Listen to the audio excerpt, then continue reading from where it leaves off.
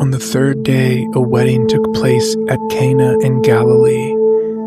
Jesus' mother was there, and Jesus and his disciples had also been invited to the wedding. When the wine was gone, Jesus' mother said to him, "They have no more wine." "Woman, why do you involve me?" Jesus replied. "My hour has not yet come." His mother said to the servants, "Do whatever he tells you." Nearby stood 6 stone water jars, the kind used by the Jews for ceremonial washing, each of them holding 20 to 30 gallons. Jesus said to the servants, "Fill the jars with water." So they filled them to the brim. Then he told them, "Now draw some out and take it to the master of the banquet." They did so, and the master of the banquet tasted the water that had been turned into wine. He did not realize where it had come from, though the servants who had drawn the water knew. He called the bridegroom aside and said, "Everyone brings out the choice wine first, and then the cheaper wine after the guests have had too much to drink. But you have saved the best till now." What Jesus did here in Cana of Galilee was the first of the signs through which he revealed his glory, and his disciples believed in him.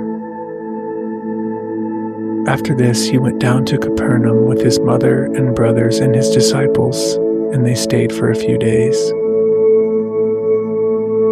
When it was almost time for the Jewish Passover, Jesus went up to Jerusalem. In the temple courts, he found people selling cattle, sheep, and doves, and others sitting at tables exchanging money. So he made a whip out of cords and drove all from the temple courts, both sheep and cattle. He scattered the coins of the money changers and overturned their tables.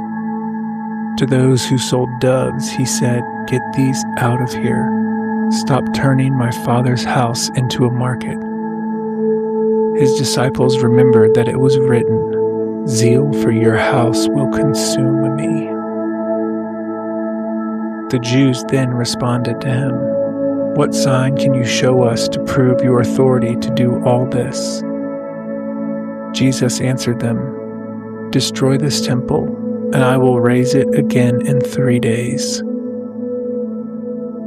They replied, "It has taken 46 years to build this temple, and you are going to raise it in 3 days?"